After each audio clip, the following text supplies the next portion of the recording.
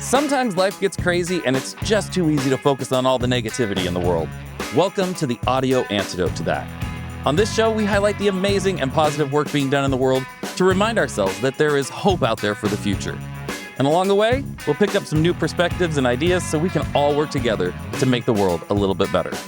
Because we know that when creativity and community come together, we can create good. This is Creating Good with Matt Barnes.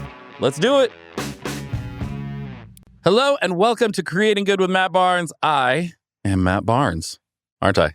You are. Yes, I am. And what's your name? Wells, and I'm 5.5. You're Wells and you're 5.5. This is Weldon Walker Barnes, Wellsy, as we call him. And he's sitting in for Tiffany Pope today because Tiff is at school. She had a game that she couldn't get out of to come here and record. So I brought Wells in. I thought, let's get the younger perspective. Tiff provides a young perspective, but we want the even younger perspective. Right, Wellsy? Right. Yeah.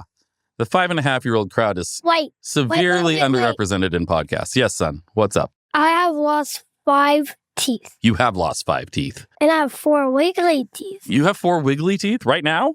Right now. Oh, my goodness. Are they all going to fall out at the same time? I think so. Yeah.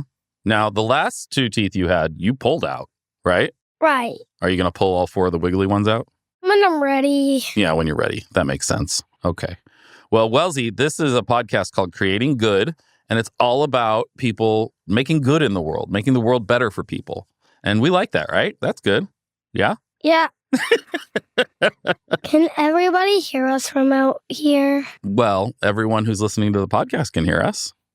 But, Wellsy, did you see anything this week that was creating good? Did you see anybody at school creating good? Doing anything nice and kind? Yes. What'd you see? I don't know.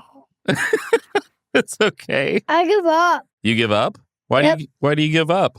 It's because I just give up. Okay. Well, we like to find people that are doing good out there in the world. And this week, we started the Creating Good meetups here in Newport Beach, California, and launched the Creating Good Pledge at creatinggood.co, where people and organizations can go and take that pledge, and you get a digital badge you can put on your website to show that you have taken the pledge for creating good. And the pledge is super simple. And it's based on the rules at our house. Actually, we converted those into the values here. Wellsy, what are the rules for our house? I don't know. I keep forgetting. No, you don't. You just said that. It'll be kind of fun if it's... What's the new one? Stay curious. Stay curious. So show love, be kind, stay curious, have fun. And at home we say no fits, but here we say be cool. Because we want people to have your feelings, of course. They're your feelings, and feelings are valid. But also, don't take your feelings out on everybody else. And that'll allow everyone to have fun and enjoy making the world a better place and creating some good. And that's what our pledge is all about. So you can go to creatinggood.co/pledge and take the pledge. We're trying to get 50,000 people to take the pledge in the next year. And we are off to a good start. So creatinggood.co/pledge, take the pledge. You get a digital badge you can put on your website to show that you are committed to creating good in the world. Today, we've got somebody who's creating a lot of good in the world. Her name is Maggie Kane. And Maggie Kane, 8 years ago, started a thing called A Place at the Table in Raleigh, North Carolina. And it is the coolest thing in the world. It is a pay what you can nonprofit cafe. They fed over thousands of people amazing food and even better community. They use this cafe to build community and to provide for people and kind of provide opportunities for people also to pay it forward. It's really cool. This is one of the coolest things I've ever heard about. And talking to Maggie was really awesome. I do want to read one thing straight off her bio, though, because just to give you a flavor of who she is. She lives in Raleigh. She loves to jump rope and eats a large amount of peanut butter. She loves hiking in the mountains and hour-long tattoo appointments. Fine. So if you relate to that, you'll like Maggie. She's pretty cool. What are you doing, buddy? I'm pretending to burp. Ew, excuse you. I'm just pretending. Oh, you're just pretending. Okay. Burp. Burp. You're making people laugh right now. That's creating good in the world, right? Yeah, it is. I'm here with Maggie Kane. And Maggie, thanks so much for joining me today. Pumped to be here. Thanks for inviting me. Of course, yeah. Now, you said you've listened to a few episodes, so you know we always start off with 3 random questions. I love it. Bring it on. We got a list of like 100. We have a randomizer that selects 3, and here we go. You ready? Should I be nervous? Maybe. Only because I'm going to harshly judge your answers. Yeah, love it. Yeah, of course. Please, First question. go ahead and judge away. First question is, what is your favorite film? It says trilogy, but I'm going to say series, film series, and why? Okay, let's see. Favorite film series and why? That's a good one. I don't know. I'm a big Marvel fan, and I don't know if Yeah. do you think that's a good? Is that a film series? It That is, but it's like on I a think whole. so. There's nothing else to compare that to. I mean, maybe like not even Harry Potter or something, because there's so many films interconnected, but they did it so well. They did it so well. So Yeah, I'm going to yeah. say Marvel, There you go. and because it's like so different than my life, and it's Yeah. just entertaining, and you can just get behind it. Well, Wait, what's yours? I Do I get mean, to ask that? oh man, yeah, sure. So many. Like I'm just, I don't know that I could pick one. I'm just a big nerd. I love sci-fi. I love Star Trek. Okay. I love Star Wars. I Love love it. Marvel. I Love love it. all Yep. of it. So Yep. getting me to pick it would probably change depending on my day and mood. But what I will say about Marvel is I am impressed lately, not as much, but especially in the first run up to like Infinity War or Endgame, their ability to take films in different kind of genres. You know, I mean, you have almost comedies, you have, heist movie with Ant-Man, you have all these different kind of and then bring it all together and make it all work was Agreed. genius. I mean, the Winter Soldier was like a political thriller, which was so well done. And to make all that work together was amazing. And I feel like they've unfortunately lost a little bit of that magic, but I'm hoping to get it back. So what was the latest one that just came out? Oh gosh, what was the last one now? I'm trying to remember. Whichever one it was, I can't remember, but whichever one it wasn't that great. I was like, this is not the same as it was 5 years ago. No, but I am excited about Deadpool and Wolverine. I think that's going to be. Me too. I am excited too. Yeah. Well, no, that's good. And Star Wars, by the way, I should have said that if my partner listens to this episode, he's going to be very upset with me because we celebrate Star Wars Day. Oh, we do too. In fact, my second set of twins, their middle names are Sky and Walker. Stop. That is brilliant. I love that. I will go tell him that. Are you watching all the shows? Star Wars shows? Yeah. I don't even know what it's called now. I don't watch that, but he definitely does. Yeah, we're going to we're here in Orange County in California, so we're going to Star Wars night at Disneyland next week, and we're doing full costume with lightsabers and the whole deal. Oh, well, I would have said we would have seen you there. Like, he definitely asked me to go, and I said no, but maybe next time. My cousin, it's her birthday, and so she was like, we're doing this for my birthday, and you cannot say no. We're going full costume. I was like, all right, you got me. I'm in. Yeah. I love that. That's so good. Okay, I'm gonna have to see pictures, Matt. Oh yes, for sure. Cool. If you could have one superpower, what would it be? Speaking of Marvel. If I could have one superpower, what would it be? I used to always just say flying because I think it would be super cool. But now that I've gone skydiving a bunch, I'm like, not as cool. Been there, done that. Oh, been there. I would, this is a weird one, but I would make sure that whoever I encountered felt loved. So that would be my superpower, is to make sure people felt loved at all times. I am a big believer that people are super lonely, which you'll hear a little bit in my story. And I believe I was put on this earth to make people feel loved. And I want to take away people's loneliness and just make sure they feel loved.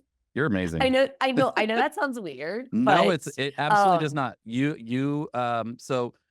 Gosh, I don't want to get off too much on a tangent, but in our house, we, my wife and I waited until later in life to have kids. We're older and start having kids slowly, 39. And in that time, watching everybody have kids and thinking through like rules and how we're going to raise our kids and all that stuff, we really kind of let's boil it down to what are the essentials. And so we have 4 rules in our house, and it is show love, be kind, have fun, no fits. And love that. Love that. Because I'm just like, that kind of encapsulates everything. And but it just all starts with just show love. Like if you're just showing love, then you can be kind. There you go. Spread love. She's got or speak love. She's got a tattoo. And this is my 18-year-old tattoo. Then I got it before the Be Kind movement. Oh yeah. Say it now, the Be Kind. Oh nice. And now I'm like, oh, should have kind of regret that one. But I agree. Always be kind. It's like it matters. And everything just fits under that. So like, it does. If the kids are doing something, and I'm like, like, is that showing love? Is that being kind? And if you do those things, then we can all have fun together and nobody needs to be throwing fits. Like, all right, here we go. I love that. I'm going to spread that to all my friends with kids. Feel free. Yeah. Love that. Last question. Okay, 3. What is your coffee order? Coffee. Oh, that's an easy one. All day, every day. You should ask my staff. I am known in our coffee shop, because literally a coffee shop that I'll tell you about in a second. I am known to leave little black cups of coffee all around. And I'm like, oh, where did my coffee cup go? And someone just brings it to me and says, Maggie, you left your coffee cup there again. I'm a huge black coffee drinker. So, but like really good coffee. And we've got a bunch of great local roasters here in Raleigh, North Carolina. So we currently at a place at the table, we use black and white roasters. And so favorite cup, just a simple black and white black coffee. Nice. There you go. Yeah. I can tell you're caffeinated.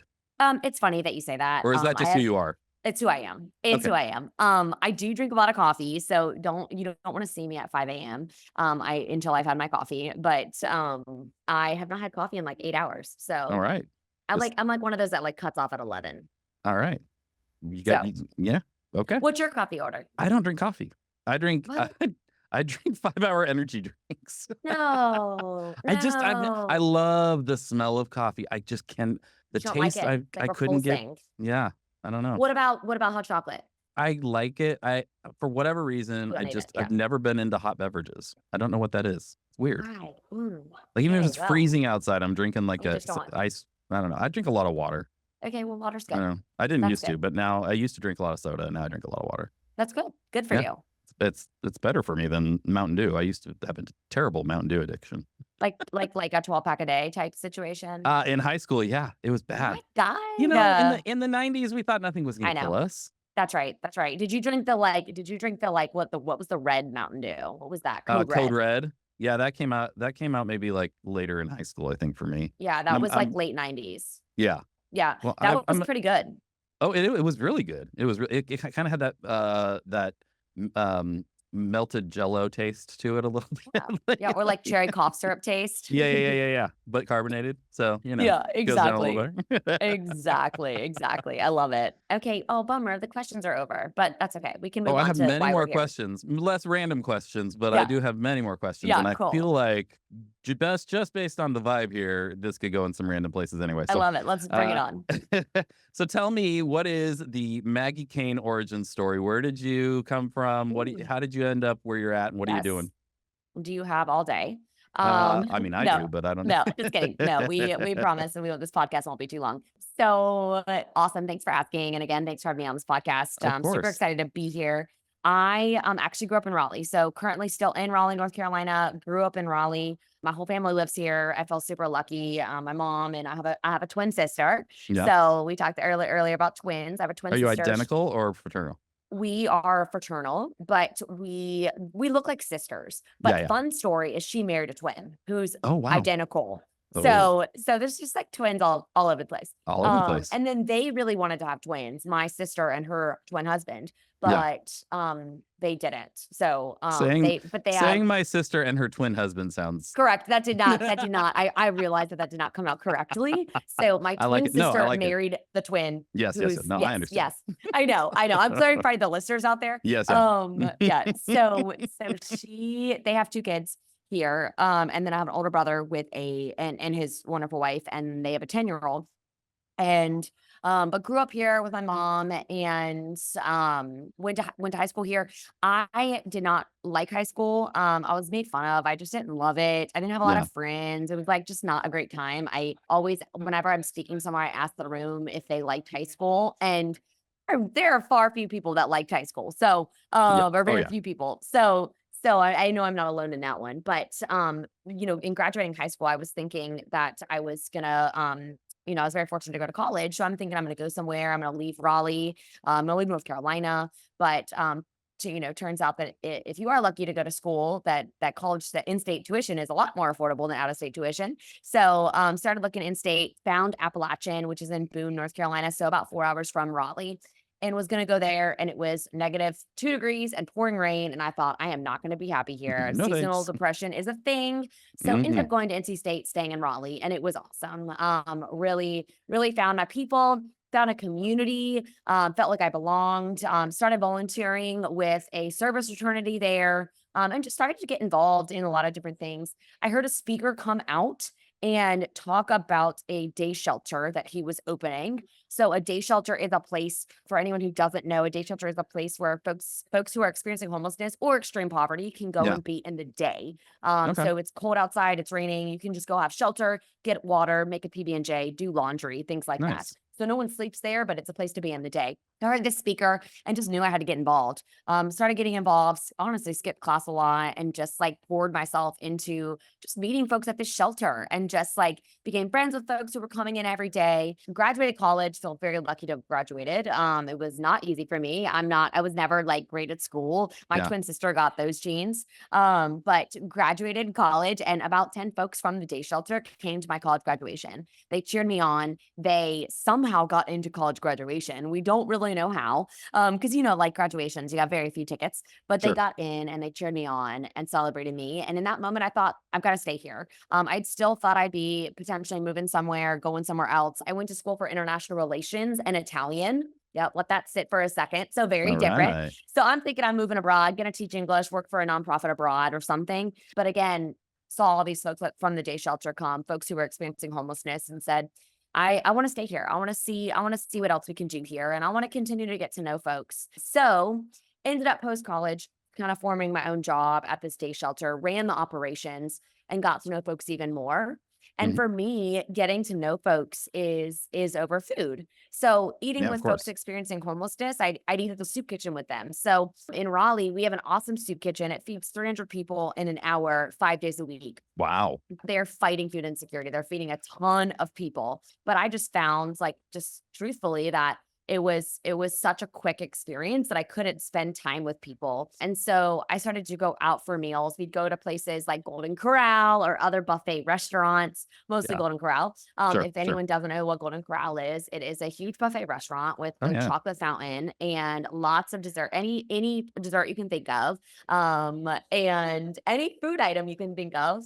And so I would go to Golden Corral with folks, and I remember asking my friend John. I said, John, we've come to Golden Corral twice now. And John had been on the streets for a couple of months and living outside, first time in his whole life. And I said, John, are we at Golden Corral because you're hungry and you're like, you slept outside last night, like you're hungry, you need to eat a lot. And he said, no, Maggie, like looked at me point blank. No, that's ridiculous. No, sure, fine, like, but I'll find food. He said, I've chosen Golden Corral for two reasons. First, I have choice here. He said, I get Maggie, people make every choice for me, where I eat to what I eat to where I sleep. He said, people make every choice for me.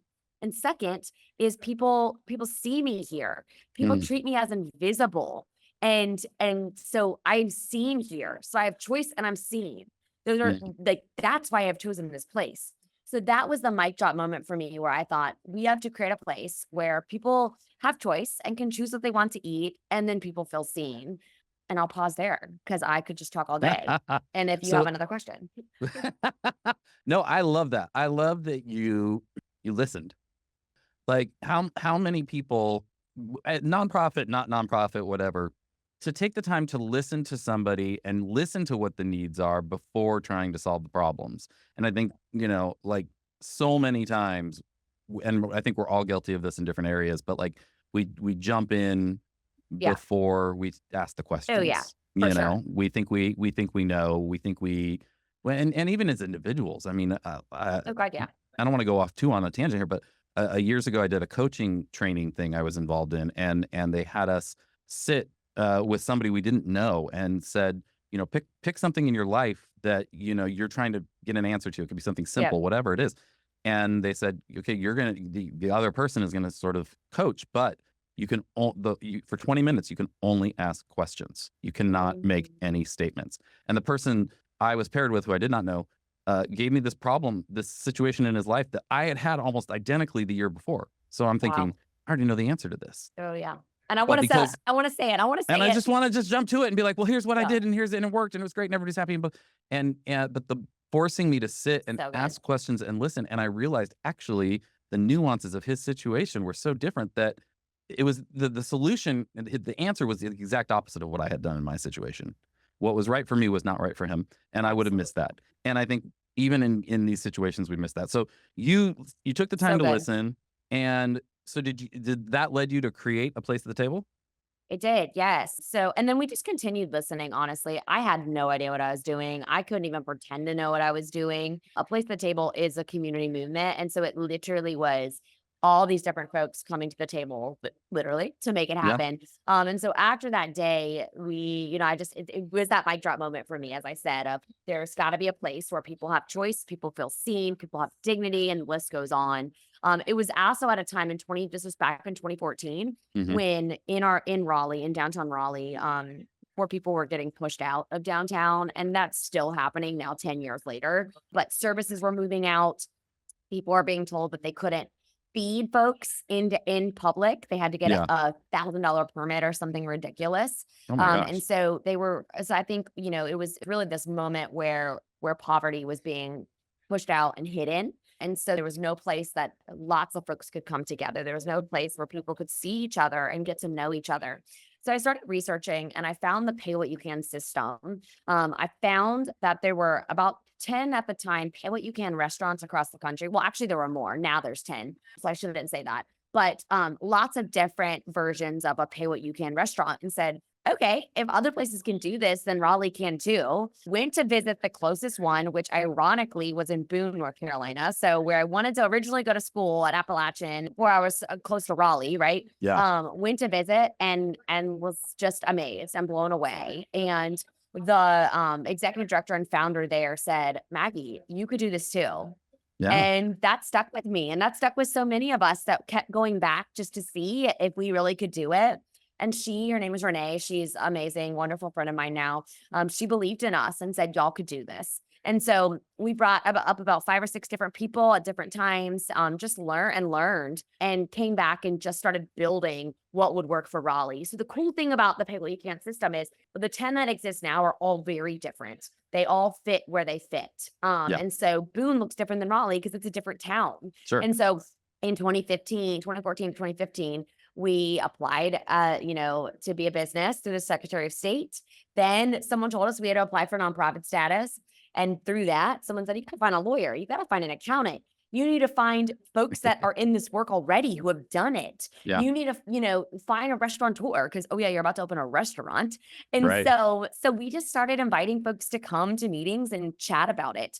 That was our vision team that turned into our board of directors. Some folks stayed on, some folks didn't. And this small team of amazing humans just started building it. We started hosting information sessions. We went to different nonprofits and told the story and learned what they were doing and partnered with nonprofits and folks in nonprofits, got people excited about it. And then we were like, okay, we got to live the mission. So then we started hosting pop-ups and popping up our Pay What You Can mission.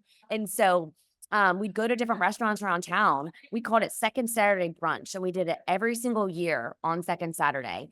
And we did a Pay What You Can brunch. So we had folks from the nonprofits that we were meeting, folks from the restaurants and bars that we were meeting. We just had all these, and then on our social media, all these people we invited to come eat and pay what they can.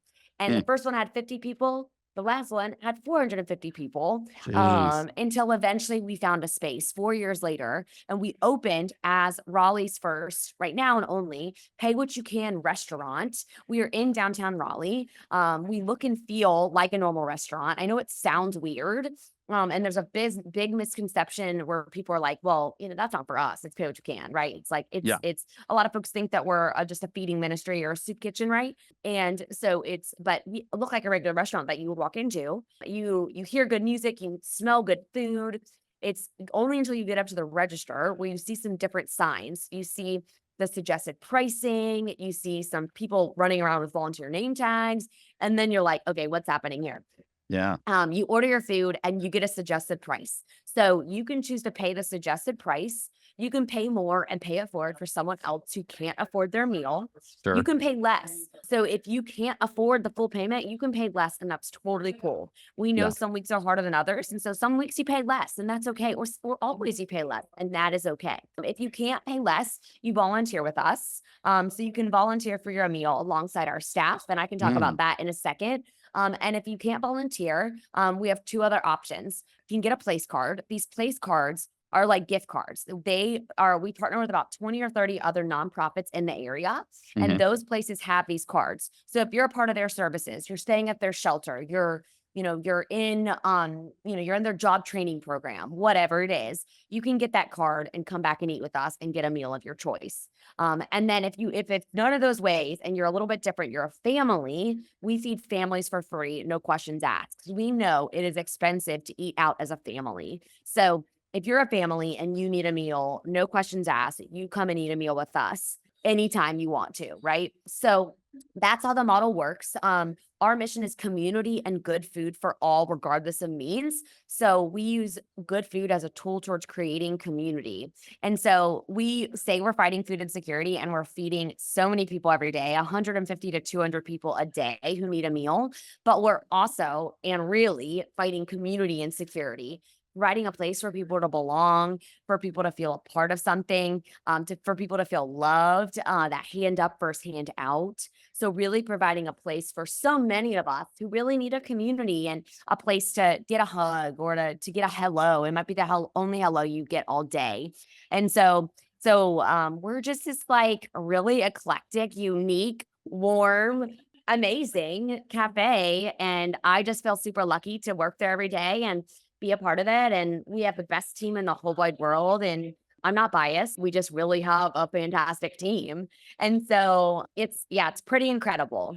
If I am staring at you blankly, it is because I am in awe. I mean, literally, like genuinely, I'm like overwhelmed with excitement and amazement and questions and and just like And you're like booking your trip to come visit. I am. I'm not kidding. I might need to come out to Raleigh. You I've never been to absolutely Raleigh, do. so You come in.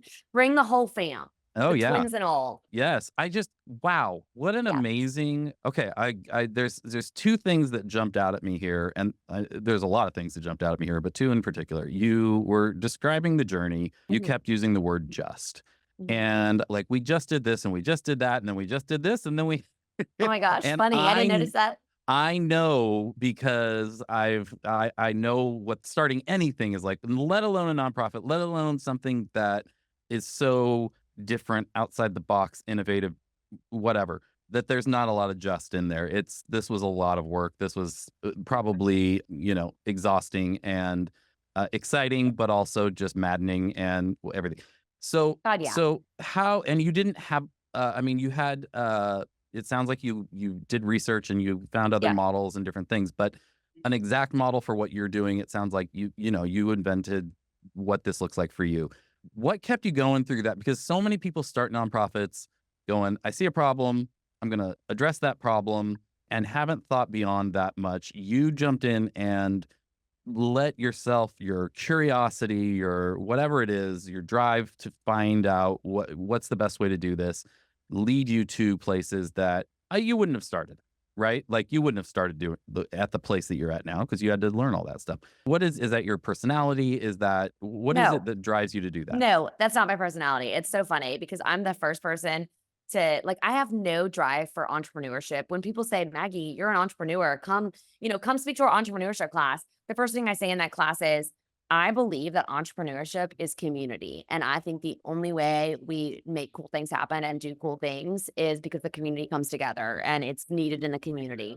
So I am definitely not like the next Steve Jobs. Okay.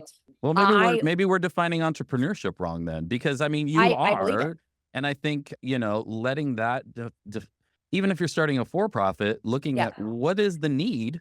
What is the need? If you're not doing that, then you're not going to be successful anyway, right? Like, right. If people don't need what you're offering. And what is the need, and does the community actually need it? Do they want it? Right. And so I think to your question, thank you for saying all that. That is really, really kind of you. And I think the answer is the community kept me going. I said we had a board of directors, but we also formed a community advisory board. And this community advisory board visited different nonprofit each month and we told folks about what we were doing. We learned about the good work that they were doing. And this advisory board was made up of folks that were living in or had experience living in poverty, were working with people in poverty. And we just like got together and chatted about what we wanted this place to look like. I think all of the relationships I had from working at the day shelter for so many years, I kept those. And I was in the park every weekend, seeing my friends and seeing folks and saying like, here, what are you thinking about this? And knowing their stories and how excited they were. But that's not what people do. What drove you like to even do that? What drove you to create that group? To, you know what I mean? Like, you didn't just say, all right, I'm gonna do some Googling and then, okay, here's some, you put together this community panel or advisory board. You did all that. Like, what drives you to do that? So I said, you asked me what I want what about my superpower to be, and it's to instantly make people feel loved. Yes. I believe I was put on this earth to love people, and that is my main job in life. Yep. And so it may not be my superpower yet, but I actively work on it every single day. I just want everyone, especially the unloved, to the what society deems as the unloved, to feel loved. I also feel that I have been put in such a place of privilege and power as a white woman, middle class white woman. I feel like I have a right, and I should stand up. Not a right, that's the wrong way to say it, but I should be standing up for the least of these. I should be putting myself out there and providing a place for so many who don't have a place. Yeah. So I think it's both of those things of just knowing that I'm called to do this, and it's a stronger call than anything else in my life. As a middle-aged straight white man, I cannot identify with that at all. No, obviously. Absolutely. You have zero idea. Zero. No, I mean, it's like where I am, like, how do I use that? How do I, I mean, this is why I do this podcast, why I do these events, because, I think any way that we can contribute to making the world a better place for other people who aren't in that situation, like, why wouldn't a more equitable place? That's right. That's right. So very impressive in that. And I think if I was to say, I think your superpowers are like goal, vision, and self-awareness. The awareness of this is who I want to be. And every day I wake up and try to be more that way. And you had like the critical thinking that goes into that, which it seems like has driven you, that, drives you to do these things instead of just, I guess I'll start this thing. Well, what is the best way to do this? And how can I do this? And how can I research this and make it better? That critical thinking that seems to be, I don't know, a little bit missing in our culture today is a superpower, Well, and thanks for saying that. Well, absolutely. I mean, it's so obvious, and to get to where you are. The other thing that jumped out at me was you used a lot of we language, even in discussing the type of place that you're creating, not for them, but we need this. We need community. We need the hug. We need and man, I love that. I mean, I don't know if that's an intentional choice of words or if that's just so much who you are that it's just coming out, but it says a lot about the type of organization, because there's that passion there, but it's also we're all in this together. It is our cafe, and another thank you for saying all that. And I believe that we as leaders hire people that are smarter than us and better than us and more, just better at this job. Like, I tell you, come into the cafe, don't ask me how to do anything, because our amazing staff know everything in there and they know it better than me.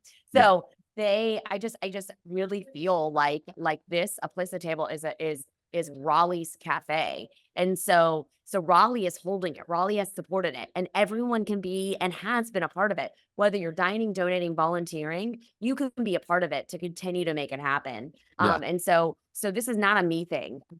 I do think a lot of things need to have a face to identify with. And so my face has been, pushed forward in a lot of different ways, but, we're trying really hard to push my face back, because it is not about me. It's not the Maggie Kane show. It is a place at the table where truly everyone has a place at the table. Totally. But I do think, and this is just, I was having a conversation about this literally earlier today. Yeah. Finding that, because I've always been so allergic to, I don't know, the personality driven thing. Yeah. to the point where I pushed back so far that it was like, I don't want my face on anything. I don't want, Yeah. but things finding that balance is important because It's the people do balance. connect with people, and to have that face and to be able to be that outreach is important. And you have that personality that does connect with people. And one of the things I work with small nonprofits, especially on is as I'm trying to help them grow, is leaning into, executive directors, people who start things up tend to jump in and just try and do it all themselves so that they don't have to pay people, that whatever.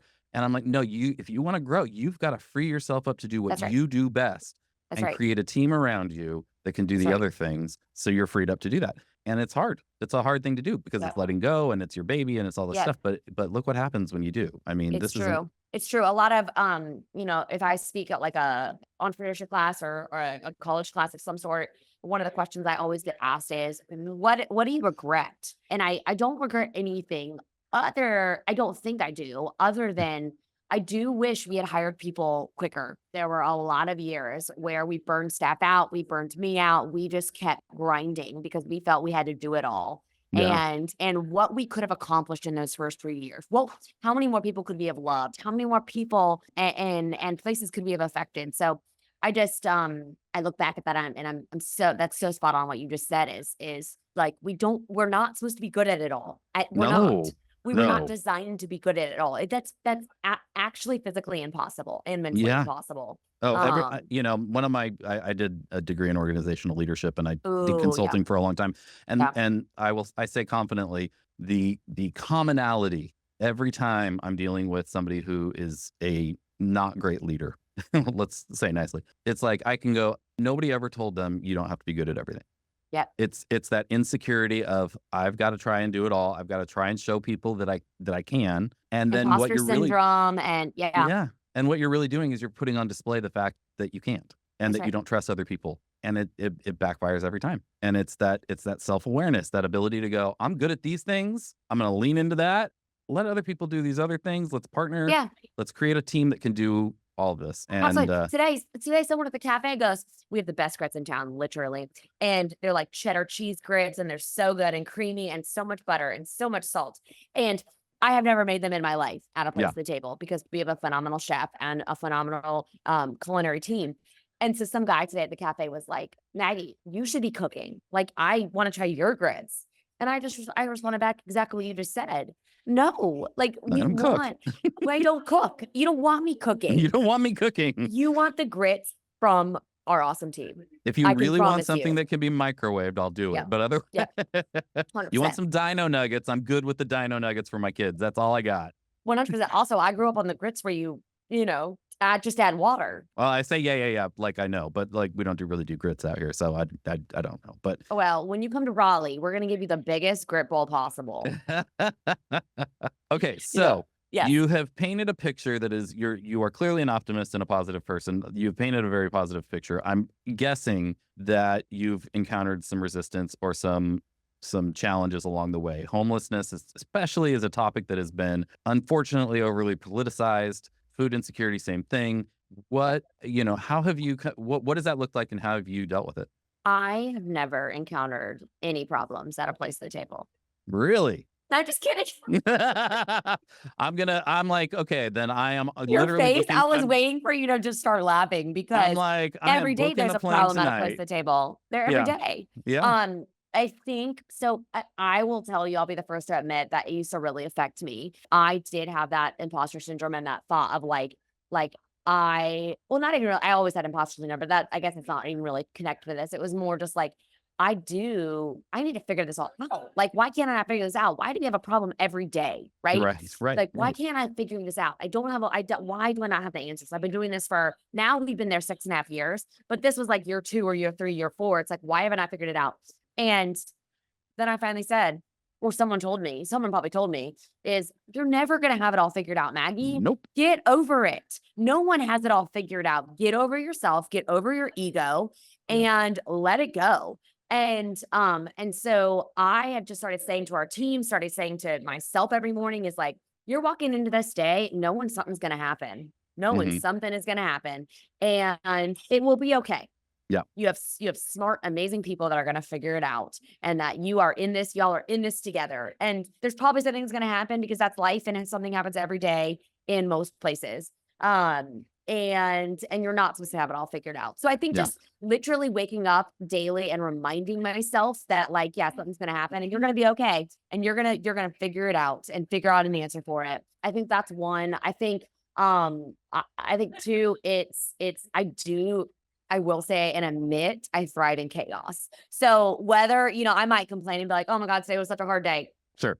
Let's be real. My ego loved it. I loved it. You're like, no, that was a I'm good like day. putting out fires. I'm the same way. I'm like a bad day is when I'm sitting on my computer all day, Yeah. And so I think that's a second too. But really just like keep continuing to remind myself, and then have really awesome people in my life that also remind me that, like, Maggie, this is life, and y'all are doing hard, good work. And then I think the last thing I'll say about that is we often remind ourselves once a week. We, as a leadership team, sit and talk about all the good things that are happening. Those That's so smart. we remind ourselves of those missional moments. Yes. And then once a month, our whole staff closes and we sit and chat about those moments. And so that's great too. We have a comment box and Google reviews that, like, we read, and that if you need a little ego boost, make yourself a Google profile, because you get all the good energy coming your way. So that too. But I think it's just remembering why we do this work, and celebrating that. And did you get a lot of, or any, like, real resistance to the concept in that area? People worried about the nature of homelessness and all that stuff. Oh my God, yeah. And lots of folks not wanting to come eat at a place at the table, not wanting to work at a place at the table. There was a lot of that in the beginning of like, no, like that's scary. When we were trying to in the beginning, when we were trying to find a space to rent for the restaurant, landlords, I have two vivid memories of landlords, of my realtor calling landlords and then being on speakerphone and then being on the phone. No, we're not renting to them. That's a place for homeless people. So absolutely, 100%. We got a lot of that. But then you get people to come in there, and once you come in, you see it. Yeah. And you see that, like, it works, and we're all human, and we can all be in the same space, and we all have so many more common things and just life experiences in common than we ever think. Well, and that's the thing. I mean, if as a concept, it's easy to get against something or for something or whatever. Yes. But when it's people, it's a whole different thing. It's just a whole different thing. I mean, my agency, we do a lot of video work for nonprofits. Well, we do a lot of work for nonprofits, but, going out, and we've done a lot of work with organizations that deal with homelessness and people experiencing homelessness, and going out and being on these interviews, and, like, even for me, who was fairly open-minded, like, you start to realize, like, here's just people. This could be me. This could be anyone. This is like 100%. I had a great mentor one time tell me, mentor and friend say, we are all one step away from homelessness. Yeah. And we're one bill away from homelessness. Right. And many of us are. And yeah. But a lot of us have, and this is also what he told me, is a lot of us have relationships in our life that will pull us out of it. So I have a list of 10 people I can call and go sleep on their couch if my HVAC goes out. Right. Right. So it's so true. Yeah. But some people don't have those. And what we're supposed it's not, it's just the situation. They don't have that support system. That's right. And they need that support system. And we can be that in a lot of ways. Man, I feel like I could talk to you all day. I don't want to, I could talk to you all day. That's why you need to come visit us. I know. I really want to. I really actually do. I mean, I talk to a lot of really great people on here. This podcast is a constant source of enkeragement for me that it really people are is. doing good stuff in the world. It's a great. You've got some great people. Yeah, and the couple coming up that I've been interviewed recently that I have been very excited about too. But I mean, everybody I've learned so much and just so encouraged. I say this all the time, both on the podcast and in real life. But we're constantly being barraged with push notifications of terrible news that's happening in the world and why everything sucks. Yep. And to have an opportunity once or twice a week to sit down with somebody and just hear about the good they're doing and and that I've never heard of. The last thing I want to ask you about is you were involved with Uncharitable. Yes. Yeah. And we just did a Yes. screening of that at Nonprofit Connect at one of our live events back in March. And it was, oh my gosh, like so good. I knew what it was about and Yes. everything, but seeing it and hearing the stats and Oh God, hearing yeah. Dan's story and all that was amazing. How did you get involved with Wait, that? did you actually have Dan? No, we didn't. No, I Oh, wish. I'm like, how'd you get the hookup for that one?